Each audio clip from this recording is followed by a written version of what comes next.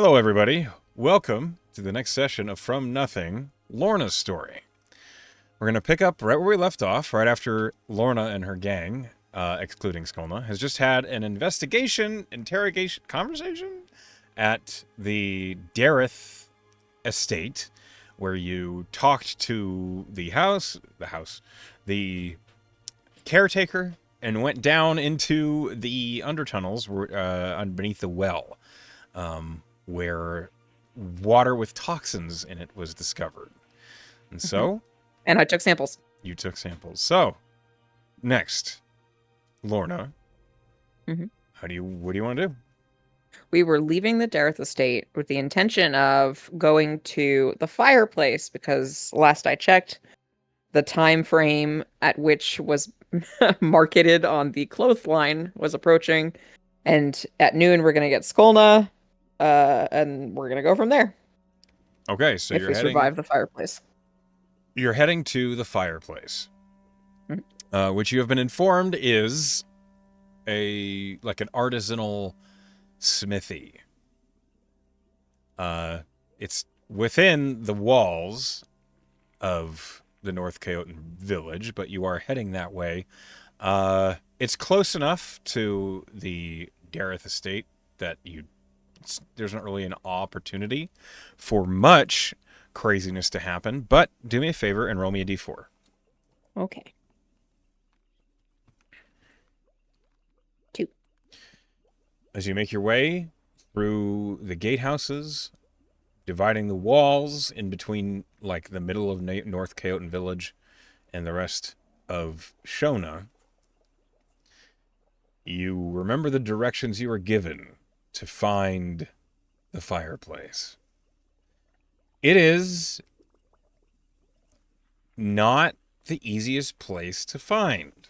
The structure itself is like a 2-story building, and as you're approaching it, you see that it is largely made of cobblestone that has been stacked up and then carved into shapes. The windows almost look Gothic, but each and every window also glows with orange light from inside that flickers, making you believe it's likely torchlight or something aflame. This is the wrong music. This is the underground music. Let me, let's fix that. Sounds very wet here. Yeah, that's not quite correct. So, as you approach the fireplace, you see that it has these great big double doors. And while one is cracked, you see over the door, it says the fireplace, spelled with a Y instead of an I. And on the door, there is a little note that has been nailed that says, "Keep door cracked when forge is lit." Okay. She will look at her party members as they're kind of approaching it and say, all right, there's no real reason we need to be here, but I am curious about why there was a secret message in some clothing.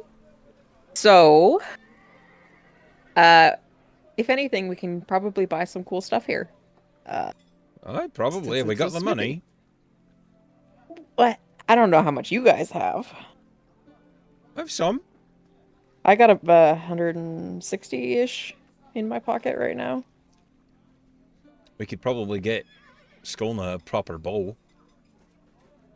Skolna does have a proper bow. The +2. Oh. That you strung for her. It's Lilith who needs a proper bow. That's right. Because she has a mundane. I don't remember anything. But you're cute. So, the door is cracked and you hear the sounds of hammer on iron coming from within. You go in? Well, she's still talking to the party. She says, I'm going to greet them in Undercommon because that's the language that the message was written in, and kind of go from there. I don't know, just if it goes south, I don't know why it would, but I don't know what this is about. I guess just be ready. Okay. And Anscombe nods. I don't know what to prepare for. But we are actual customers, so that if anything, we can save ourselves with that truth. Right. Okay, so don't whip out the sword unless I have to. Unless you have to. Unless they're obviously hostile or you notice something that I don't. She looks specifically at Tara for that. Oh, I always do. Hmm. Okay. Yes, let's go in. As you enter, you find yourself in a large workshop. It is a 2-floor workshop. There is like a one wall is covered in shelves with all sorts of scrolls and books lined along it, and there's a stairway that leads up to the second floor where there's more shelves and Ooh. books and tomes lining that as well. In the middle of the room, you see there is a number of workbenches and an anvil. A furnace is lit, a forge is being worked, and you see there is a woman who's bright red, with orange Is this hair. the fire genasi? It's a fire genasi for sure, but you double take because you see there's like 3 of them, and they look Oh, exactly the same. triplets. Um, Or at like something that Alexios does. something. One of them is by the forge. One of them appears to be by like a delicate tools bench, and the other is by a broad work table, and they are all working on something. The one by the work table looks up and says, "Oh, hello, dearie. I'll be right with you in a moment." Lorna nods. Okay. Do you? So you and your crew She's all kind of mostly like just looking file around. in. Yeah. Yeah, You see that what they've got on tap. on the wall closest to the door, behind like these large iron cages, are weapons and armor and tools of all sorts. You see pole arms that are easily 2 of you tall, and then they seem to be assorted by height. Weapons that extend from must be 12 feet tall pikes all the way down to rows and rows of fine-edged daggers of various shapes. Some with double-edged, some with single, and in between anything you can think of as far as weapons go. And your innate magical sight, every single one of these weapons is magical. Ooh, that should be fun. You see that on the racks behind that iron cage up above the weapons are suits of armor in various, like, layouts. Some of them are just a breastplate. Some of them are more ornate, like links of metal. Some of them are metal that looks like they are meant to be attached to leather plates, but they're not yet. They have, like, almost like dummies where they'll be leather worked in, but it looks like the fireplace doesn't do the leather work. Hmm. But each of these armor pieces also rings of magic. That's exciting. I wish I had more money. Lorna would also like to observe the 3 genasi. Are they like This is purely what it identical? looks like. They're wearing the same clothes. They look exactly the same. So they're probably not triplets. Probably Probably the not. same person replicated, unless they decided they all wanted to match today. That's kind of what it looks like. They look exactly the same. They move with the same mannerisms. Though they're doing different work, they walk similarly. And as you're, like, perusing, the one at this work table stops and approaches you. All right, welcome to the fireplace. What can I do for you? Lorna looks at her, and in undercommon, she says, "Hello, we've heard about you around town." She doesn't even blink. She replies in undercommon, "Aye, we have developed a bit of a name for ourselves. Well, myself. I'm Flash Farian. This is my workshop." So, do you normally advertise in clothing? You see a corner of her lip like quirks up, and she says, "To the right folk, aye. It depends on Well, what you're looking for, but there is a purpose." I'm not 100% sure what I'm looking for, or if I am the right folk, but I'd love to know more. Well, why don't you tell me about yourself first? Looks like She'll. you and your crew are Marigard mercenaries. I'd That's say. right. She taps the pin on her lapel, basically. That's right. Now, So are third party you interest. here on business or pleasure? And she's still talking in undercommon. She's under the impression that's more comfortable for you. Why not? Lorna just says, we're in Shona for business, but we're here for pleasure. She gestures around them. Ah. So which of my flyers did you happen to find? Can she describe the location Yeah. that she'd pass through? You do that. And Flash nods. She says, "Ah. Aye. Yeah. So, had a few of my runners put that one up. I'm very curious. I'm sure you are. First and foremost, some secrets come with a little bit of a caution built into them. You wouldn't happen to have told anybody that you saw my little banner, did you? She shakes her head. Are you telling the truth? Yes, she only asked where she could find the fireplace to a guard. She didn't say that she saw it being advertised in Globe. Right. Oh, you want me to roll persuasion? No, that's fine. She is telling the truth. Right. You see, like, the one you're speaking to glances over to the one at the delicate instrument panel, who is looking back at her, and that one nods. And then she looks back at you. Well,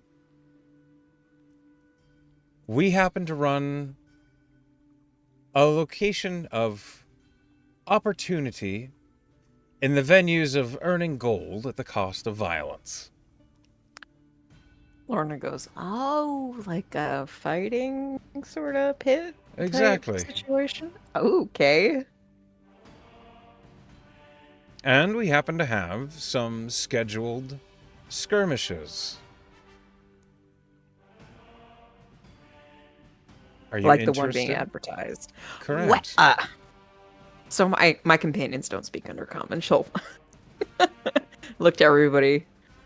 Well, she'll first, before she looks to her group, she'll say, is it okay, all right to speak in common about this in your shop? I'd prefer not. Okay, so she maintains Undercommon and just says, I think we'd be interested, but I don't believe we could do it today. It wouldn't. It's tonight. They only happen once a week. Then, oh, she nods. So the 11 was PM, not AM. Understood. Yes, most nefarious illegal fighting arenas happen at night. I think we could probably do that. Sounds like fun. We could use the coin. We're interested in your wares, truly. Oh yeah? You've been taking a look around, have you? Absolutely. You all Everything seem pretty kitted out. Listens with magic. Oh, well. If you do something well, don't do it for free. That's right. You all seem pretty geared. What are you lacking? Well, the tiefling, she'll nod her head to Lilith, has a mundane bow. It's not served her well in Oh, we harder can fights. fix that. And I have a subtle party member who isn't here at the moment who does love a good dagger. My specialty. Okay. And what sort of budget are you working with? I think this kind of business we can talk about in common. That, for sure. She'll switch to common and say, well, what are you willing to spend for a bow for Lilith? She asks Lilith specifically, but she assumes we might pool resources if need be. Lilith, who now is aware that she's part of the conversation, she just kind of looks and says, well, firstly, this bow is just not cutting it anymore. And I find myself stuck at range more often than I would like. So, if you have a bow that maybe utilizes my physique more than my finesse, that would be fantastic. And just one that might, punch through resistances a little better. We've been dealing with a lot of creatures that just, they don't care about arrows unless they're magical. And Flash looks at you and then at her, and she says, "Oh, okay, no problem. We have war bows. We have a couple. And basically enchanted one wouldn't cost you too much, just 250 gold. It's not bad. Lilith nods and she says, "I can cover that." Nice. Flash gestures behind you and she leads the way over to the iron cages. And she opens up one of the small doors and pulls out a bow that is as tall as Lorna. And hands it to Lilith. Lilith takes it and she, her brows raise and she says, "It's lighter than I thought it would be." And Flash says, "It's magical. But it's not light on the draw. You're going to have to prove yourself when it comes to actually loosing arrows with it. Don't dry fire it. That's terrible manners." As Lilith is, pulling it back. And it's clear it is an effort to draw this war bow. Ugh. But she manages to get it all the way back to to the edge of her smile. And when she does, she gently lets it back loose and she says, "I'll take it." And Flash, smiles brightly as she, whips out a small, slip of parchment from her belt on her apron, and she begins, writing it down. And she hands Lilith a receipt, and Lilith pays for a warbow +1. Nice. Excellent.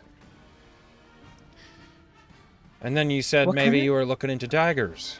What kind of, a fun dagger, not just a +1. Fun dagger.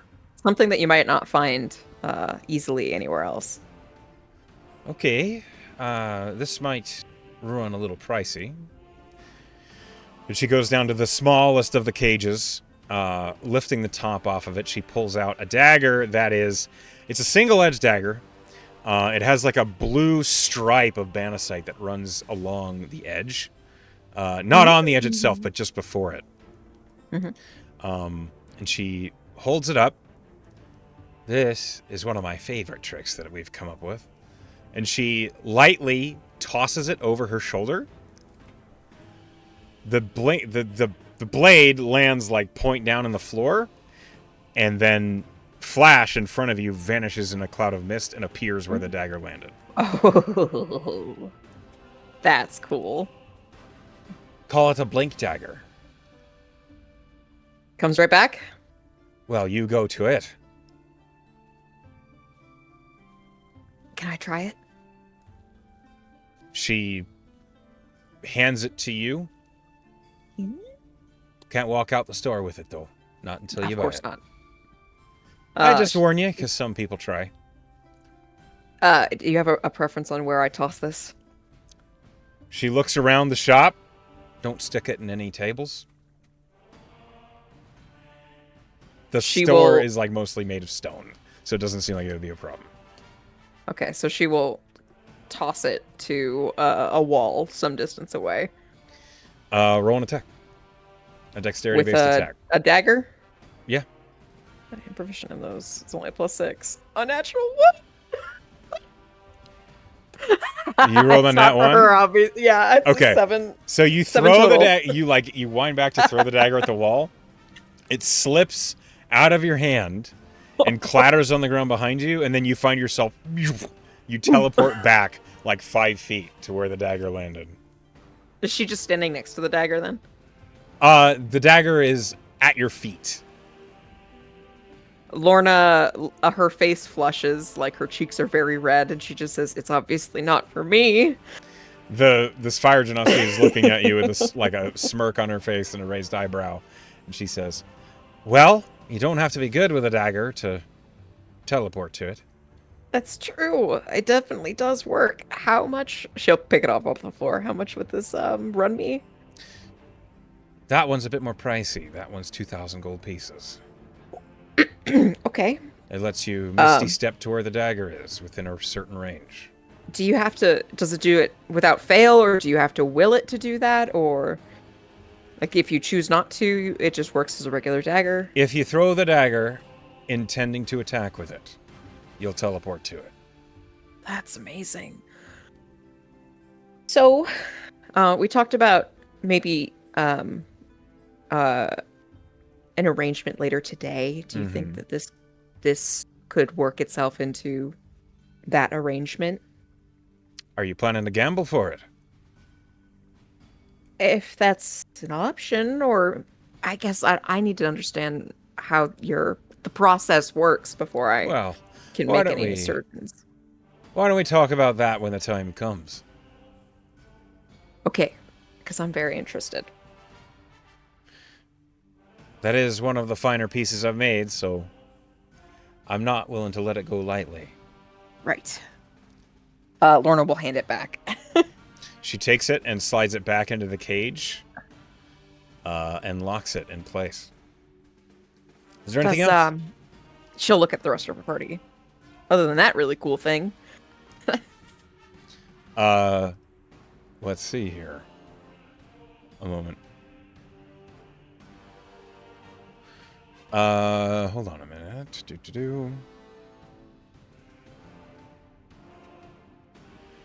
Sorry, wasn't expecting a impromptu shopping trip. Oh. If we have the time and money, I could use a bow. Yours is mundane too? Aye. Everything that I've got. Oh my god. Yeah. Everything? Everything that You've I've got got. your... My scimitar is magic. Yeah. And I've been using the braces that old Triss made for me, which are magical and empower my shots, but my bow Don't you have a itself is... short sword of wounding? I gave you something of wounding. We found it on the barge, the riverboat. Oh, yeah, on our I way have in. that. But Obviously, those aren't ranged. Yes, yes, a bow for him too, but probably not a war bow. 'Cause look at those arms. what's wrong with my arms? How are Tyr's biceps?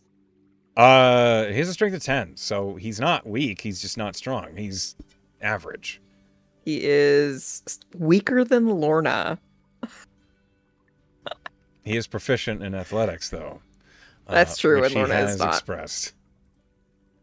So that does, like, but their base strength. Lorna is technically slightly stronger than It's he true, is, yeah. which amuses me greatly. Thank goodness. Do you want something fancy, Tyr, or are you just going for like a +1? I mean, I don't have a lot of money, but I do have some. For maybe like a repeating longbow or something that, you know, has a little bit more spice on it when you land a shot, that sort of thing. And Flash looks at him, looks at the rack. She says, let's see here. And she's going to open up the cage. Let's see here.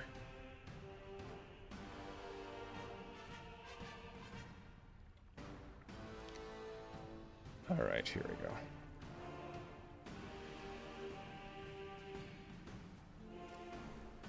Roll me a D100, please.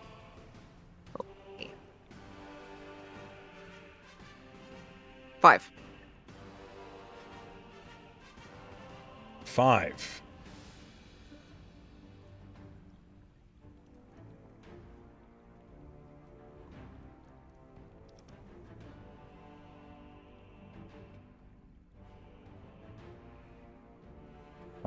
Oh, nope. Reroll. That doesn't work. Okay.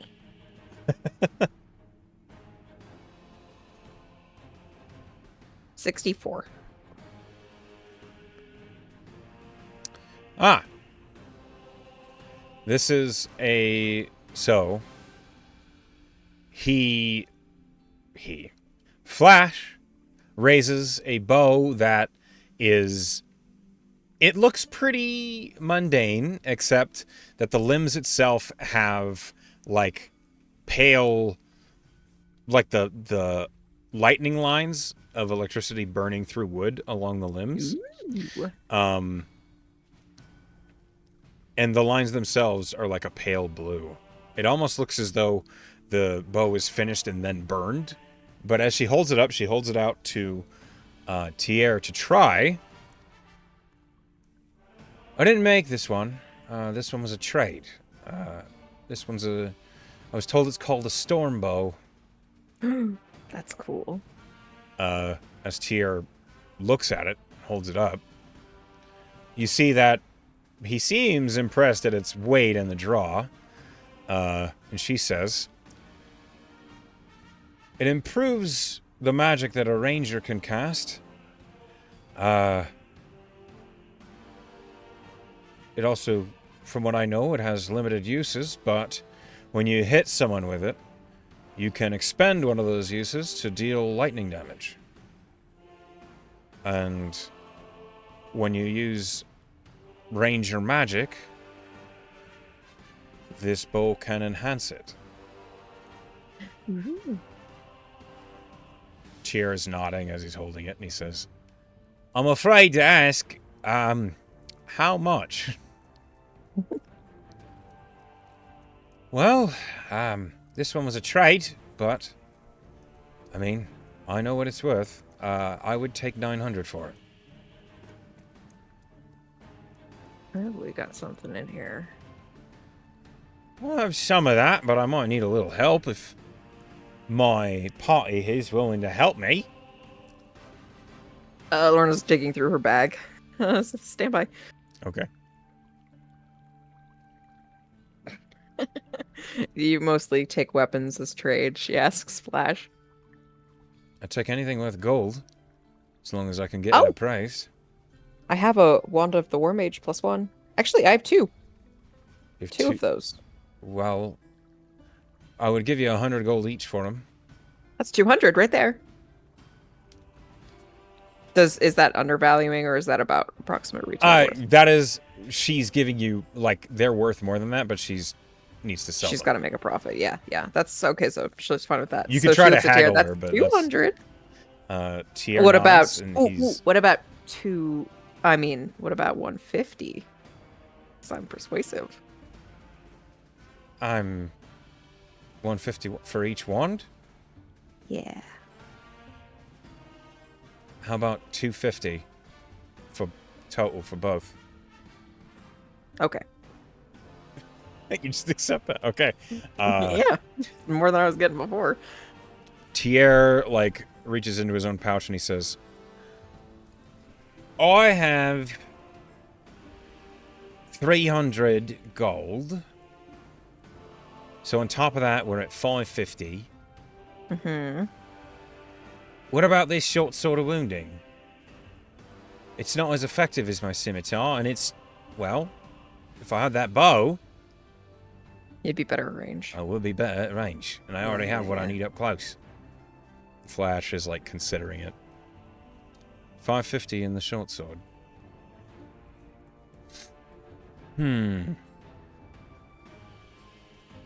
It's putting a lot of weight on that short sword, but... Do me a favor, roll me a persuasion. Oh, yeah. 22. She finally nods and she says, it's a deal. And Tier smiles as he pulls the short sword out of his belt and hands the gold over with it. And she hands him a storm bow. Which, mechanically, this magical bow grants a +1 bonus to attack and damage rolls. When you cast a ranger spell, it grants a +1 bonus to spell attack rolls and increases the save DCs by 1. It has 4 charges. It regains 1 charge per hour spent in the thunderstorm and regains all charges at dawn.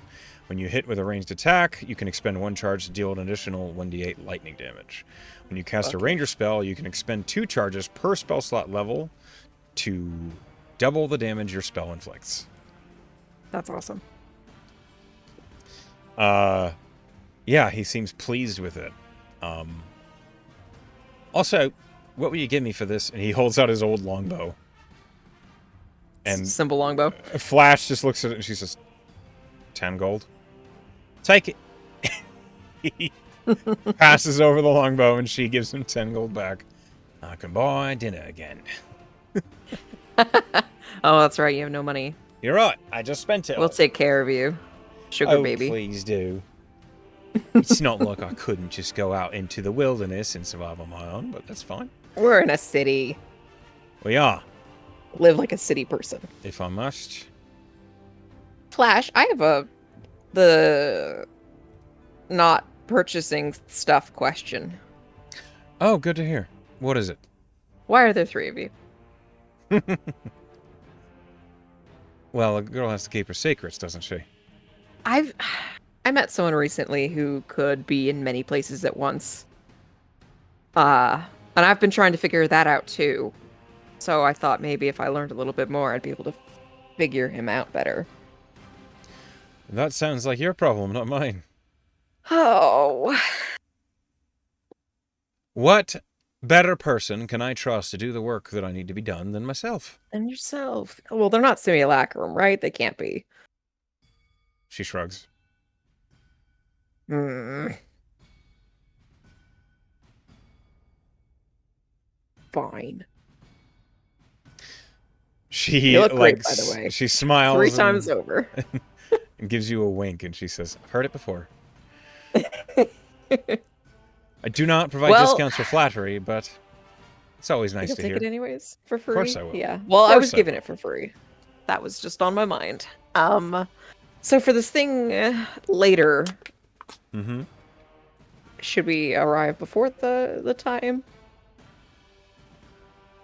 And also She where? she kind of furrows her brow, and she says, "You're new to operating outside the law, aren't you?" Well, I am, but not everybody in our party is. But that person just happens to not be here. Right. In Undercommon, she says, Oh, sorry. at 11 p.m., the back gates will open. You can find your way in there. The ring is in my cellar. The ring, she says in Undercommon. Aye, the fighting ring. Oh, Lorna, embarrassed, was thinking about a ring on a finger. There's going to be plenty of spectators, but you're going to have to go first come, first serve to wherever seats you want to sit. Mm-hmm. Or were you or your friends hoping to participate? I think we could do a pretty good job in there. Yeah, do you have any fellas in there comfortable with fisticuffs? Referring to her party members. Uh-huh. Uh, she looks at Anscombe and Lilith and says, "Those two? Certainly. And is magic allowed?" No. No magic, no weapons. We're not trying to kill anybody. We're trying to create a spectacle. I can punch really good if I'm allowed to use magic. But you're not allowed to use magic. What if my forged Sona shows up? I don't know what that means. It's fine. It would only last like 10 minutes anyways. Or even, I don't even think that. I think it's like 1 minute. You have to understand, Shona, the guards around here are pretty strict about unsanctioned fights and brawls. Right. So we're not trying to kill anyone. So it's a purely mundane fisticuffs fight. Exactly right. All right. I'd have to check with the two punchers. But I'm assuming it's all right. There's no pressure for your folk to join in. You can just be a spectator like everyone else. I know adventurers always show up where there is violence And coin. and coin and try to get So involved. we could win by betting. Yes, also. you could. I got 3 fights lined up already. Could we decide when we get there? Of course. Except if you actually want to fight someone, you don't get to pick who you're fighting. That's my job. Sure, of course. Well, we'll show up in any event just to watch, but unless we're indisposed, but we might just participate. Then maybe I'll see you then. Maybe you will. And then in comment she says, "Thank you for your business. I hope you all have a pleasant day here in Shona. Don't let the suns get to you." Thank you. And you depart the fireplace with your assorted wares that you've purchased. Well, that was fun. I got a couple bows. I think that's all we bought were bows. This bow is amazing. It is. I didn't even realize you were firing blanks, I'm just so that to good. speak. Just made each of them count, is the truth. So, what time of day is it currently? It's like 11:30. That took you like half an hour as you were Great. perusing. So we can walk to, I think it was a bell tower to meet up with Skolna and see what she learned. Sure, you can do that. You make your way toward the center of town. Right in the middle, right next to the Silver Bridge district, where there is a bridge that appears to be lined with all sorts of silver and electrum that makes its way across the river cascading down the center of Shona. You see there is a white marble bell tower that looms over the simmering markets. It is a handsome bell tower, and you see that it is connected to a temple. Uh, Specifically, it is a temple of Dorn. Ooh, farmer boy. Yes, the god of agriculture and harvest is apparently a big deal here in Shona. Um, the temple itself looks remarkably modest. The bell tower is like clearly an addition that was created not with the temple in mind. Um, Mhm. they are completely different in terms of appearance. The Temple of Dorn is modest and it's made of stone and wood with like a thatch roof. It looks handsome enough, but next to this gaudy, tall, white stone tower, it's very out of place. Uh, as you arrive at the bell tower, you're waiting for a little bit, looking around, and you and your party are perhaps having some quiet conversation when you hear from just to your left, hey, Lorna stifles a shudder at this of the surprise yep, and looks over, assuming it's it Skolna. is Skolna, yeah, she's here. Hey, did you have fun? She blinks and then gives like a shrug with a tilt of the head. I guess more better question, did you learn anything? She nods. Is this a good place to talk, or should we go She shakes somewhere her more head. quiet? Okay, maybe we should get a room. She nods again. Okay, is there a place nearby? You're in the center of town, right in the simmering markets. Roll me a perception check. Perception. 21. You see right across from you, there is a. It's a. It looks like it was once maybe like a courthouse. Um, it is no longer. You see, there is a a painted sign with a cartoonified like frog sipping at a large tankard of ale, and Aw. it's painted over it the Tipsy Toad. Oh, let's get a room there. You cross the simmering markets right to this large.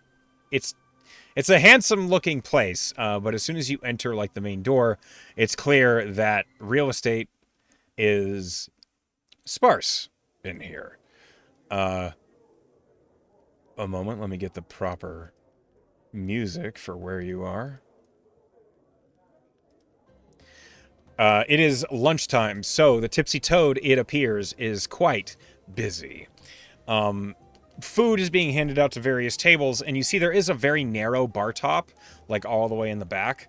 Most customers, it seems, just sit at round tables or in booths that occupy most of the building. Immediately next to the door that you've entered, there is a small stage where there is a cluster of 3 bards that are playing the lunchtime ballads, it seems. The music is very upbeat. Mostly flavored with flute and lute. But it's not unpleasant as you enter, and the noise immediately makes you feel a little more secure in your privacy. No one is going to be able to eavesdrop on you at like accurately at all. Unless they were really trying. Yeah. Okay, she'll look at Skolna. Down here, upstairs, in like a room. Skolna shrugs. All right, well, No sense in not getting some lunch. Okay. They'll park Let's see. themselves in a corner, if available. Okay, let's see here. Let me open up that page.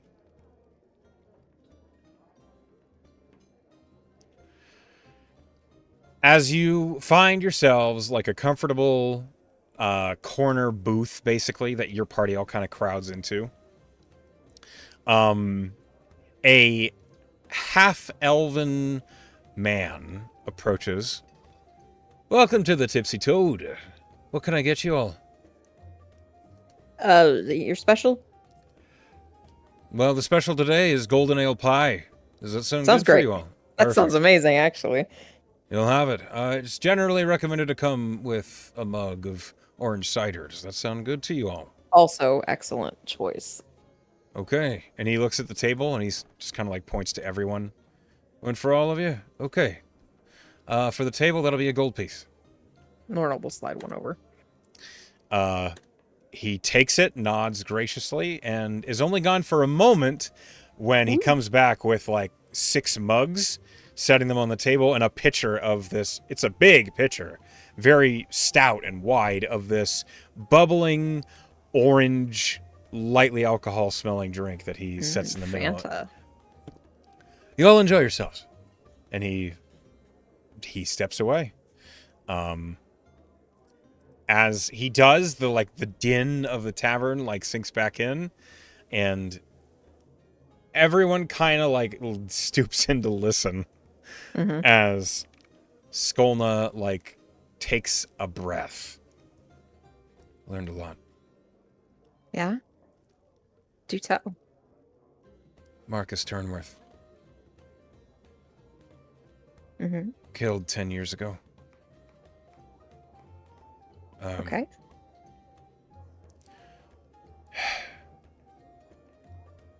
Ran the guild here like a bank. Kept ledgers, every debt remembered, every betrayal dealt with. He was famous for doubling a contract if someone mocked him, but would keep physical files of every job. I found a few. Couldn't keep them. Had to use them for leverage.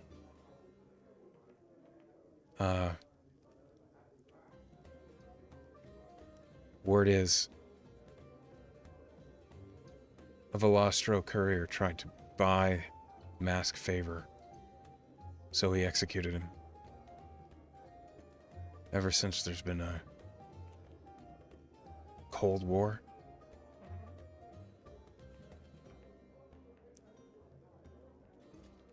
Ever since. So there's a Cold War between the Mask and the Velostra family? Skolna nods. I was focusing on Marcus, but some of this stuff tied into what we were talking about, as far as Lucian. That's even better. Like, we didn't even know we could get that information. I found ledgers of Tassio Velastro. He's the one paying off constables. Tassio.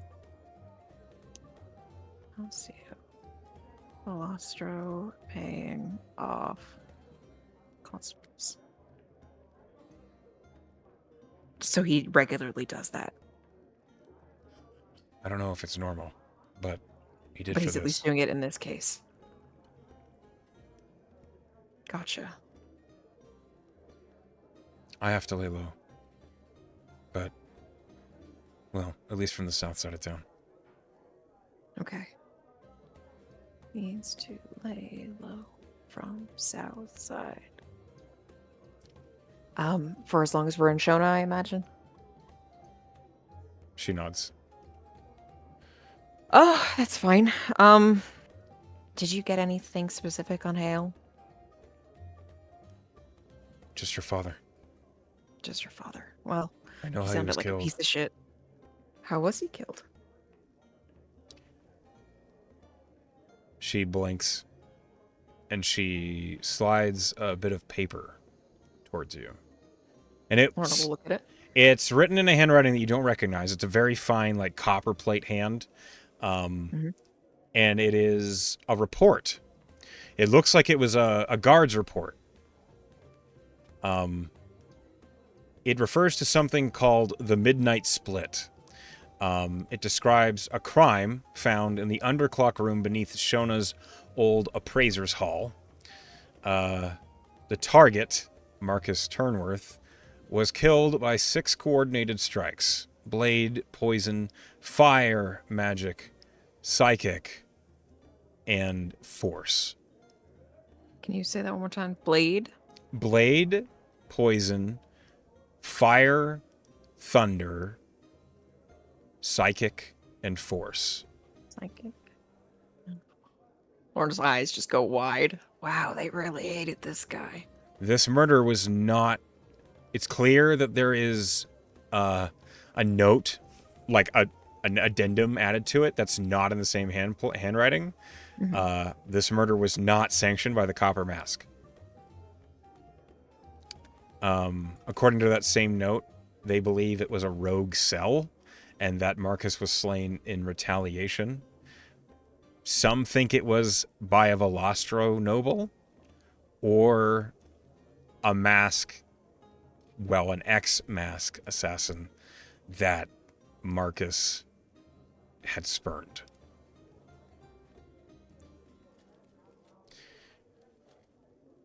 Then you see a name on the note that says Yeth Cullen.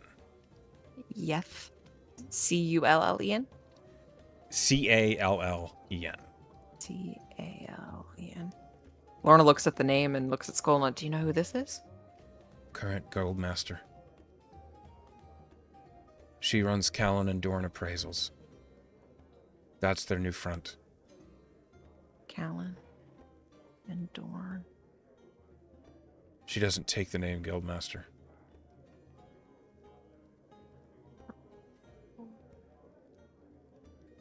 I see. Were you able to make contact with these people to get these? Who do you think I spoke to? Or is this, I don't know how anything works. I tried to do something seedy while you were gone, and it went okay, but it could have gone better. Skolna sets a copper piece on the table next to you, Mhm. and you see it has the inscribed symbol of the Copper Mask on it. I'm what Do they you always- call a ghost. I'm part of the Oh. mask. Oh. Oh. What's a ghost? I mean, I know what a ghost is, but that's a really cool name. I'm assuming you don't get caught? Or try not to? She blinks. No, I don't get caught. Right. Because you're you. Maxwell taught me. Yeah? That makes sense. A That suits him. ghost. A ghost means I haunt areas and bring them information from what I've seen.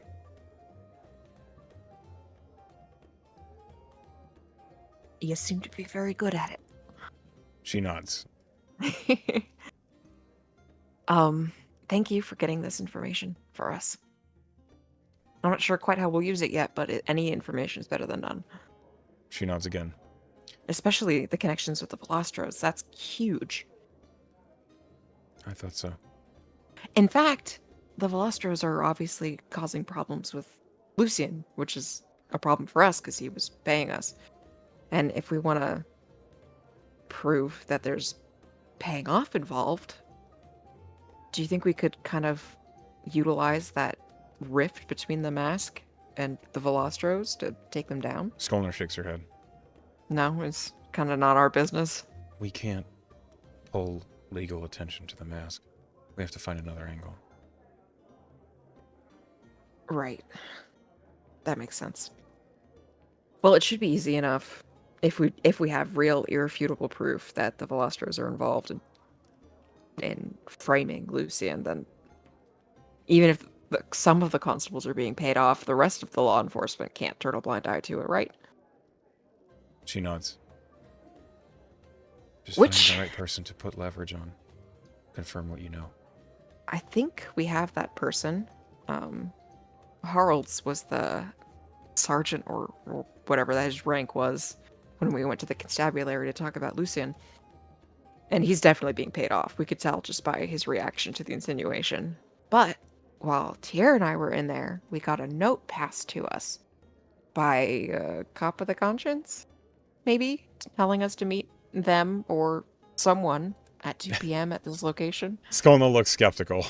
Yeah, I agree. That seems pretty convenient, especially if the law enforcement here know that we think or know that some of them are being bought out. They might just be trying to get us to a location to get us killed, so we stop digging. Skolna nods.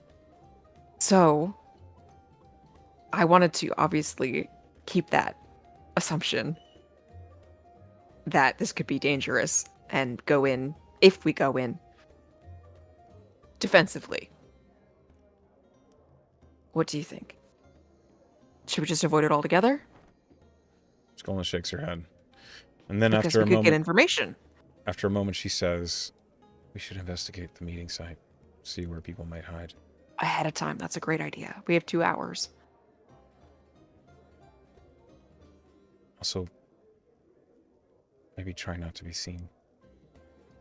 Or disguised. Oh, I can do that. That I can do. Skolna And nods. Lilith has the hat of disguise. I don't know if she wants to specifically use it for this, or if someone maybe clunkier. She kind of looks at Anscombe. How dare you? But I'm not worried about Lilith or Tier or Nore kind of staying out of sight because they're quicker on their feet. Anscombe suddenly, like, completely changes form. And he looks like a human with, like, meaty, like, shoulder-length hair that's pulled back in, like, a tight bun. And just looks like a baker. Lorna begins to fan herself because that's the most attractive thing he's ever done. It's just pull out magic that she didn't know he had. Yeah, I pay attention, he says. Forgive me, and thank you can make for... it up to me later. Yeah, I plan to. Fucking shut up.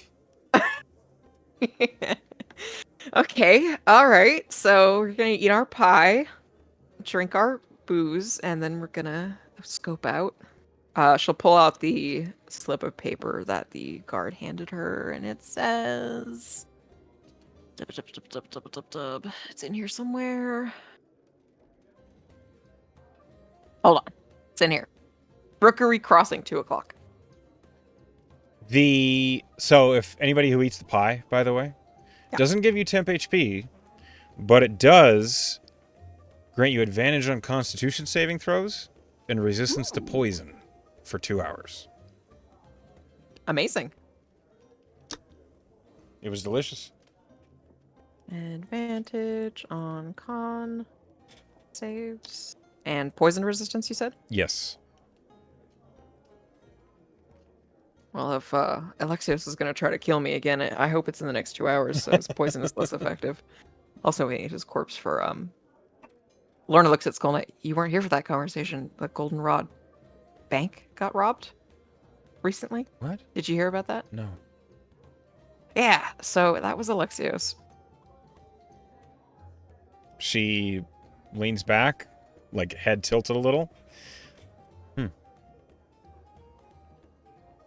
And I communicated with him via sending to see if we could maybe make an arrangement where the next time he tries to kill us, we kill him, because obviously we're going to, and then turn his body in for the reward money and give him some of it. Skolna looks at you, like with a long, neutral look. Why are you making deals with your assassin? Because it's not personal. Like, if this was the master, obviously I wouldn't, like... But this guy doesn't give a shit about me personally. And I might be able to leverage the payout to buy out some of the contract that he wants to hold with the master. At least I kind of put that on the table. I'm not really sure what he's thinking about it yet. Skolna just sighs and takes a long drink. Am I stupid? Skolna doesn't say anything through the drink, but Tier says, "Oh, I think you're naive." God damn it, he's so charming. So, you're not thinking with your right head. I always think with my right head. Tier does not look convinced. I don't know what it is about him that I just want him to like me. Maybe it's the part that he's trying to kill me, and if he likes me, he won't want to do it anymore. That does make a weird sort of sense, but it's also, he's a professional. Clearly, he has Endearing myself resources. to him. Sure, but he has, he has moral codes. Like, he doesn't do kids. I can't remember what the other one was. He definitely doesn't kill children, though. And I know I'm not a child, but I'm just saying maybe I can, like, play on, like, some weird paternal instinct he may have. I don't know. Shut up. I just want him to like me. It's fine, I guess. I just, trying to look out for your best interest. You make it quite difficult. I know. Lorna looks glumly down at the drink in her hand. If we manage to get the Master's hitman off our ass, that would be icing on the cake. See? But it is also like a pipe dream. Just call me a dreamer. He's gonna try to kill us anyways. We might as well turn his body in. Are we sure he's the one who did it? I'm positive. Well, Just by the way he responded when I asked him. okay. I'm not going to ask any more questions about it. Besides, we should look and see if there's any flyers around town about the suspect and see if it matches his description. At the very least. Anscombe looks at Norre and he says, "Hey Norre, how do you handle if the woman that you love is enamored with some other guy that's trying to kill her?" Enamored with him? He looks back at you and he says, "You're not." I'm not. He's like, I don't know, older. And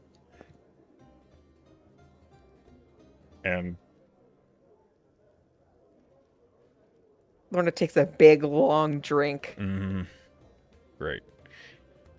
Norre just thumps him on the back. That's rough, big guy. That's rough, buddy. Can Lorna insight check him? Does he seem really bothered by this? Or is he just kind of taking the piss out of her? Roll an insight check. Oh, good. 27. It seems a little bit of both. Oh. Listen. He has nothing to say. Listen, don't be ridiculous. Obviously, I just want the assassin to stop trying to kill us. That would be lovely. Yeah, obviously. And that's it. That's all that is. Roll a persuasion or a deception check. I need to roll something privately first. Just curious.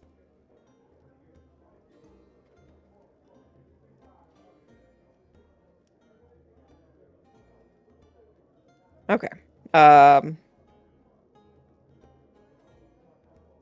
25 for persuasion. Anscombe seems to just dip his head and he takes a drink of the cider and he sets the mug back down, lets out a breath, and he says, "This is really good." Does he seem like a little more convinced or a little reassured now? Or is he just changing the subject because he doesn't believe her? He doesn't seem convinced. Oh, man. He seems placated, but not convinced. Sure. All right. She'll let it go for now. They're in a group setting and she doesn't want to continue this conversation in front of everybody.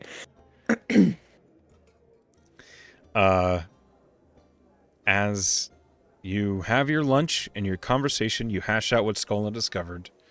Skolna says, You and Lilith might have a better time learning about Hale.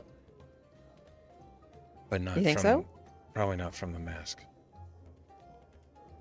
The only person that I have She has a a record. kind of... Mhm. She's arrested. She has a record. Oh, that tracks. So, like, if we poked around the constabulary, we might find some evidence. Maybe. Maybe from Hale. your constable with a conscience or whatever. That's a great idea. Skola seems completely dismissive of that idea. Yeah, sure. Constabulary. Okay. I did want to pay a visit to this dwarf that Lily used to know while she was living here. If he's even here. But he might know some... I don't know why he would know anything about Hale, but he might know some other stuff about Ooh. Rubius Tundra. He goes by like the archivist. But in any event, I need to consult someone, a wizard, on some magic questions I have. At minimum. And I would like to know more about Lily's time in Shona. We should perhaps find out if that person's even here then, because it's been a It's a while. good idea. And the thing Who is, doesn't... from what I know about casters like yourself, someone who's an archivist, they're ambitious, right? Like they proceed in their learning. So why would they stay out here?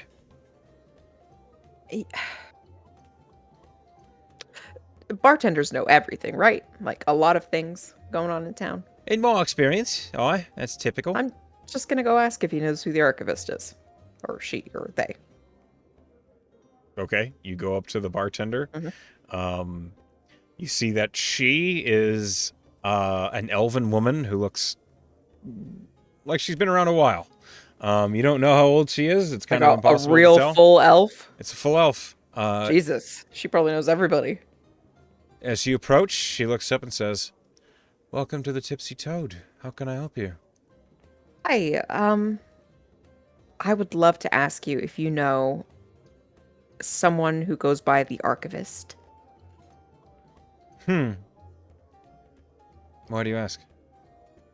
Uh, my mother used to know him and I wanted to meet him. There's always Just, an archivist in town. They work at the archive. is he a dwarf? She raises an eyebrow. No. Mm. There Well, I could was still... a dwarven archivist. How He long left ago? town 7 years ago. Shit. Maybe I could ask the current archivist where the old one went. But Perhaps. could you tell me where the archive is? You're looking... And she, like, looks out the door. Oh, is it nearby? It's across from the It's across the market from us. Oh, thank you. Near the Temple of Dawn. Freshly arrived in town. No worries. Just mind your manners. Of course. Thank you. She Can I nods. have a refill? Mm-hmm. And she, like, takes the mug from you. As she hands it back, 5 copper. She'll slide over the copper. Enjoy. Thank you. She'll come back. Ah, fuck. He left town. Well, But we could still go to the archivist. The current one, because they have information. right, and you did still have questions, right, that weren't involving your past self. Or did you? Right. Yeah. No, I did. I wanted to learn about some spell working, and the archivist might have records that we might be able to find about Hale. Maybe. Why? Why Did you would say they? I or what? I don't know. Archives have history stuff. Tier looks unconvinced. I feel like Lorna during this lunch has just not been able to convince Skolna thinks she's dumb for trying to befriend her assassin. Anscombe thinks that she's trying to fuck her assassin. I mean, Tiara just thinks she's kind of an idiot, which is valid. It's definitely been a bit of a mess. Yeah, some of these Lorna just rubs decisions. her temples. Well, we have 2 hours until we're supposed to meet at the Rookery Crossing, so I don't actually know where that is. We should probably go there first just to scope it out. Skull and nuts. All right, finish your pie. You don't have to tell me twice. And your party like finishes their lunch, and then you head back out into Shona proper. Okay.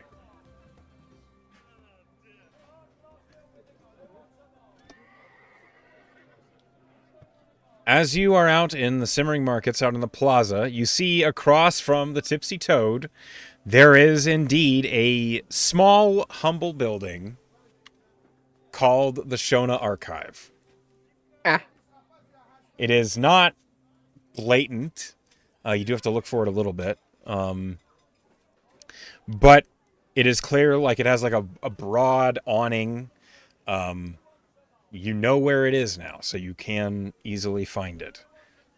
Is that where you go next, or are you looking for Rookery Crossing? she's looking for Rookery Crossing. Okay. You're probably gonna have to ask directions, because... She'll find a guard. Okay. The nearest guard just looks at you and says, "Yeah, what? What do you need?" Hi, could you give me directions to Rookery Crossing, please? North. Head to the east gate, north, out by the east shanties. It's where the wall crosses over the road. There's an alley right next to it. That's Rookery Crossing. Oh, great. Insight check. Is he in on this? Is he going to stab me? Oh, roll an insight check. He's a guard. He might know. 27. He looks tired. Ah, okay. He's not going to kill me then. He does not seem interested in who you are. So, as you head toward the east shanties in the directions that he told you, please roll me a D100. 64. Okay. This is the second time I've rolled one in like 10 minutes. A 64 on a D100. Yeah, these are different tables, of course.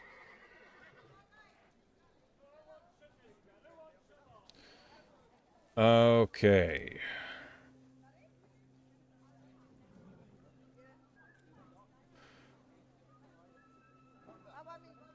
I need you to roll me a dex save.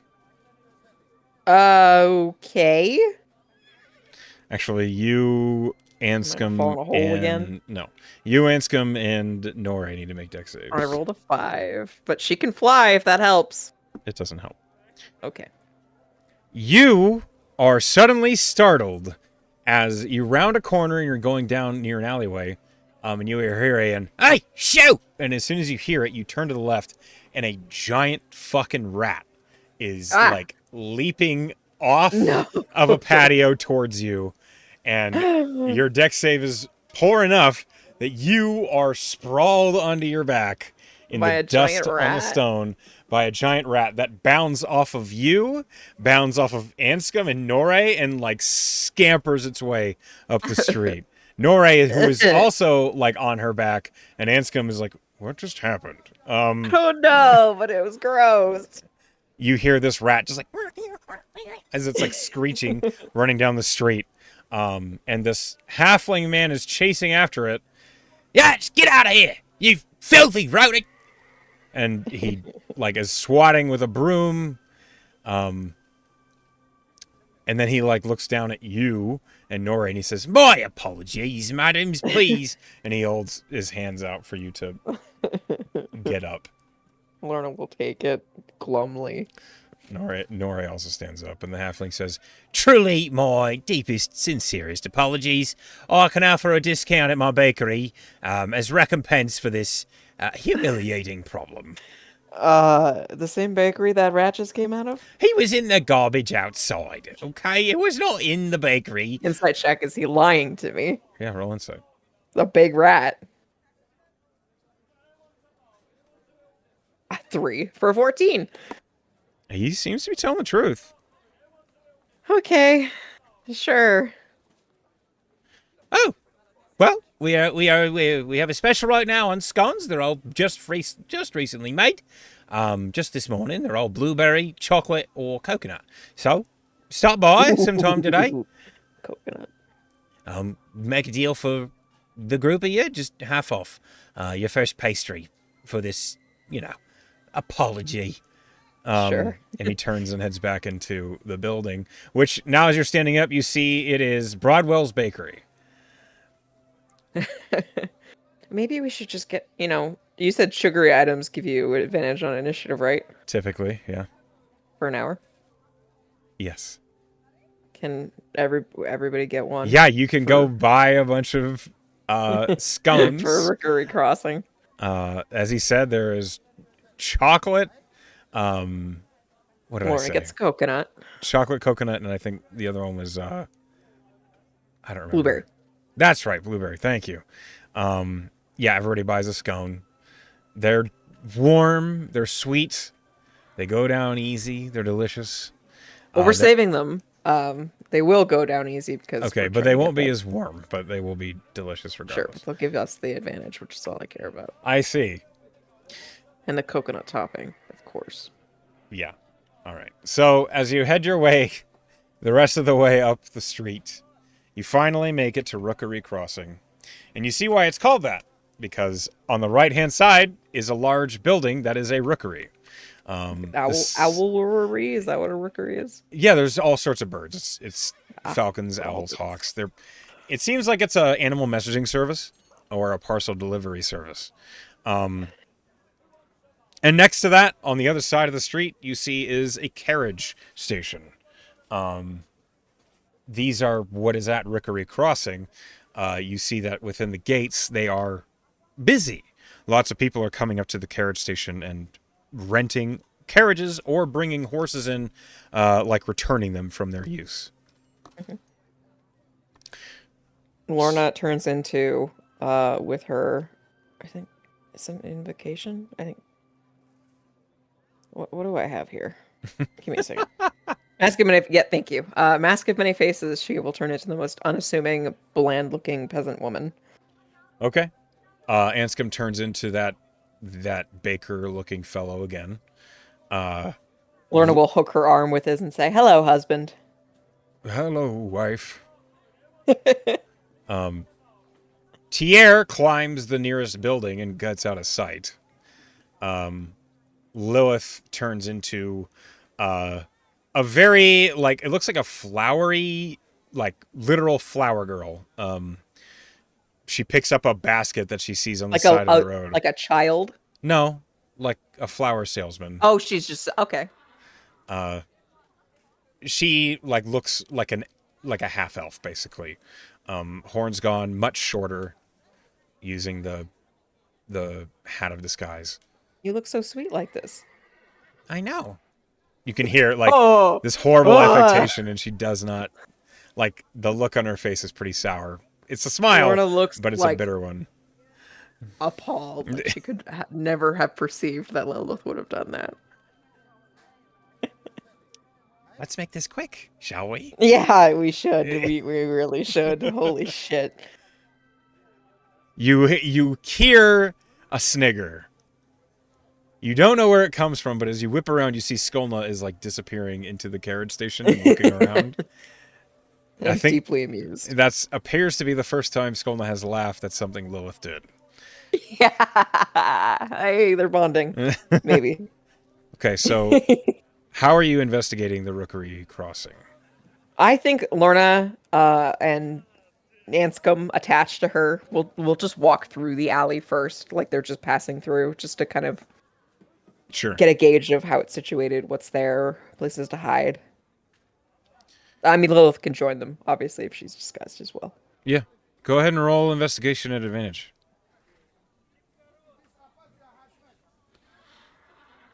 23. Okay. With a 23, the Rookery Station, while it has lots of carriages that are like locked up and set aside, they give lots of places that someone could technically hide behind. But if you know to look there, someone would be very obvious. You would see like their feet underneath the wagon wheels. It's not a good hiding place. It's a place that if you're like trying to hide for an ambush, you probably wouldn't feel very secure about it. Mm-hmm. Um, Lots of crates that are not actually like accessible. It seems as though there's like this storage alley next to the carriage station that is immediately you could tell by smell is full of like feed and hay for horses. And the road itself is a cobblestone road that is absolutely littered in horse dung. Ugh. It would be very hard for anybody to travel through here unnoticed. Footprints show up in the mud and dirt that's on top of the cobblestone like immediately. Mm-hmm.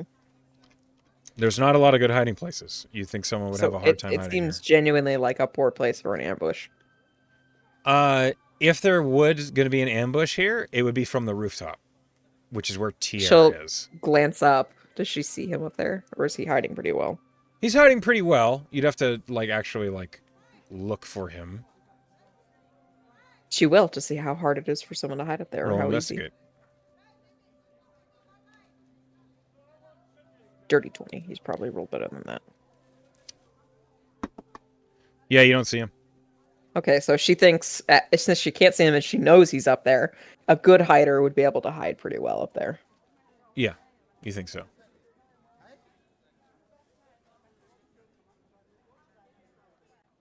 She will lead her two unassuming companions to the end of the alley You do that. and just say, well, what do you think?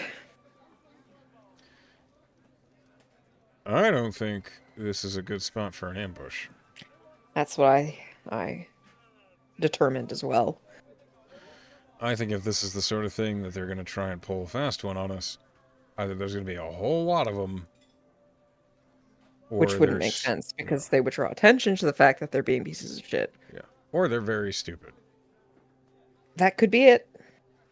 Never discount that option. It is close to the city gates, though. It would be What do you, easy if something bad happened to scamper quickly, us or them, or them. Either way. right? I have a good feeling that this might actually be someone who doesn't like that their fellow law upholders are being paid off. Let's assume, let's assume the good in this one. Let's pretend that this person is legit trying to help, or like you said, has a conscience, sees some shady shit going on, and they don't want to be a part of it. Mm-hmm. And then, if it turns out it is an ambush, we already know this is a bad place for one, so we're not at that much of a disadvantage.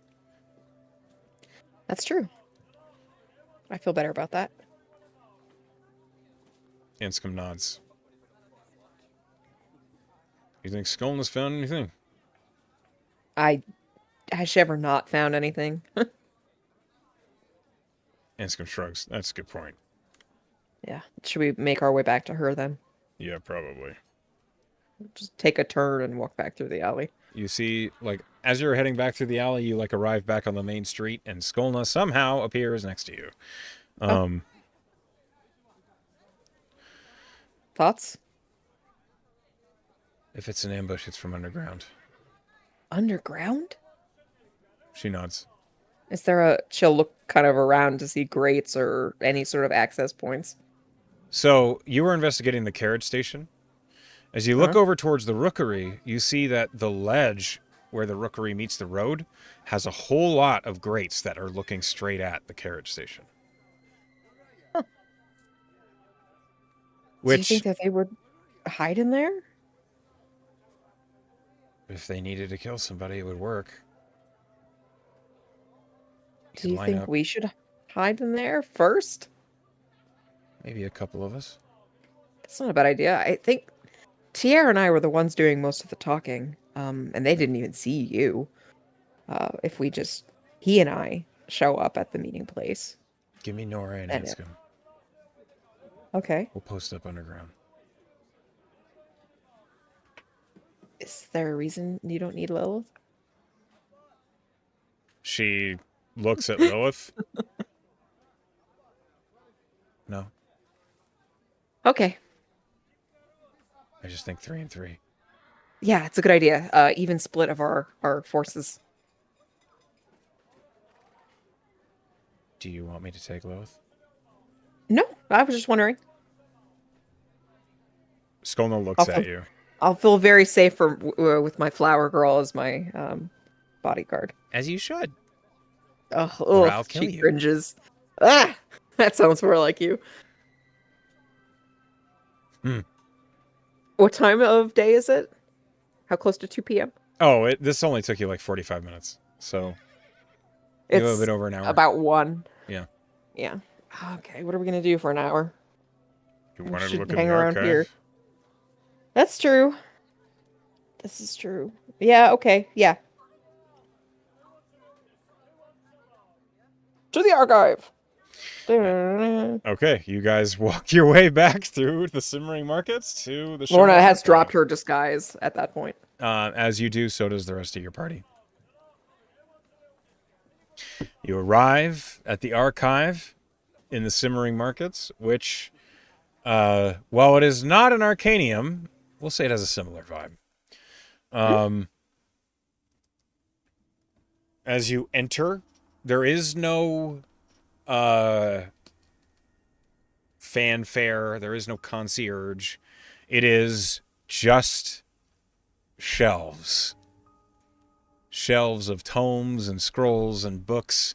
There are a few individuals that are working at tables or that are going about to the various bookshelves. No one seems to look at you as you enter. It doesn't look like there's anyone specific who works here, or are they like patrons just going about their searching business? They all have these pale blue robes with like silver blocking on them. So you think they all work here. Oh, Lorna will go up to one then. Okay. Let's see. The one you step up to is a short half-orc who, like, when you look up, he kind of looks through his spectacles at you and he says, "Yes, hello." Hi, could I speak to the current archivist? Who are you? My name is Lorna. I work for the Merit Guard. Oh, is this official business? Yes. Let me see if Lionel's ready or available. And this individual like sets down the book he had in his hands, a mark tucked into one of the pages, and he strides away. Mm-hmm. Just a few moments later, the half-orc returns, and you see behind him is a human with like graying hair, shortly cropped, and a salt and pepper goatee. Hello. I do not believe we have been acquainted. No, it's a pleasure to meet you. I'm Lorna Halloweth with the Merit Guard Academy. I am Lionel Rookaway, and I am the head archivist here in Shona. How can I help you? I have I suppose a wide and eclectic variety of questions.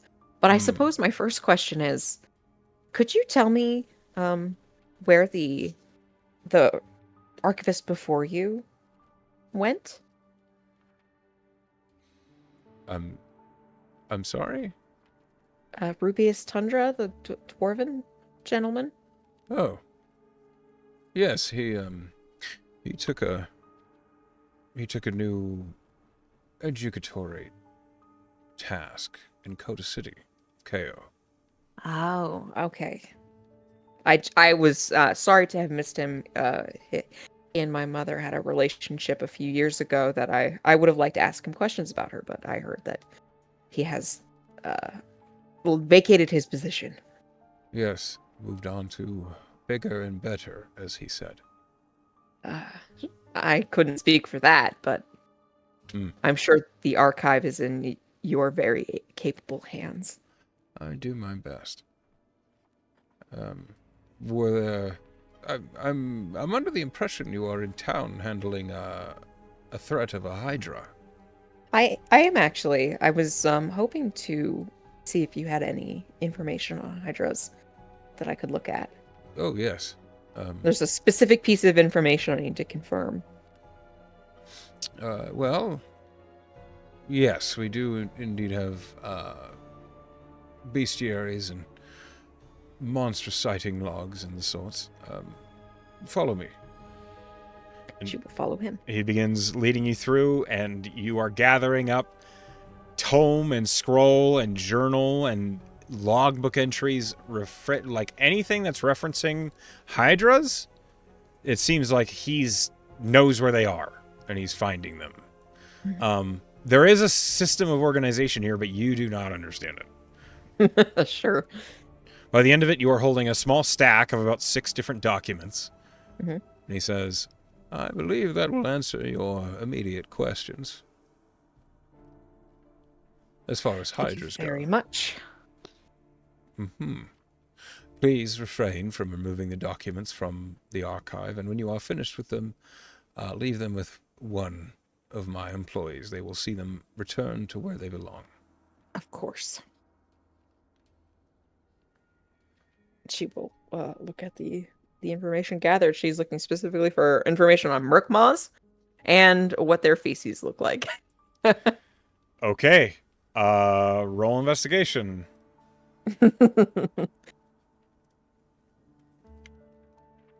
21. Okay. A Merkmaw Hydra. A hydra that has adapted to damp, fetid environments, exhaling noxious fumes, and poisoning the land around it.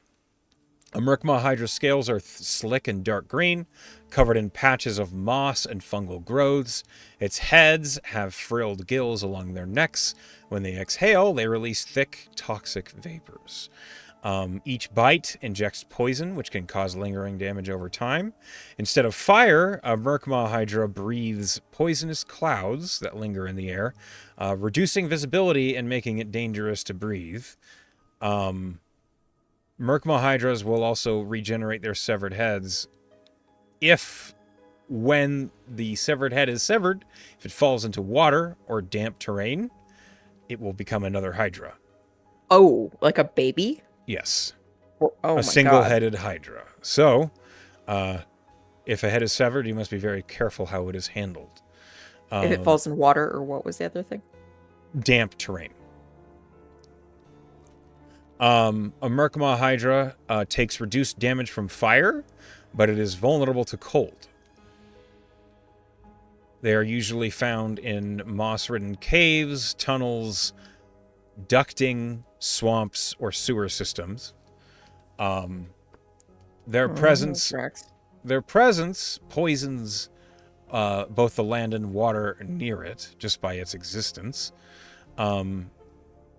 You learn that one of the main methods of that it poisons the surrounding area is its excrement. It is extremely toxic. Great. Shit. Okay, so yeah, that tracks. Does it describe the consistency of its excrement? As you investigate, you lean into that. The excrement is very horse-like, but when it is, as it deteriorates, as it breaks down, it basically becomes soil. Lorna procures the vial of the substance and looks at it. Seems Does that it seems like it track? matches, yeah. She sighs. Yep, that tracks. They, whoever Lucian sent to do his research for him must have come here.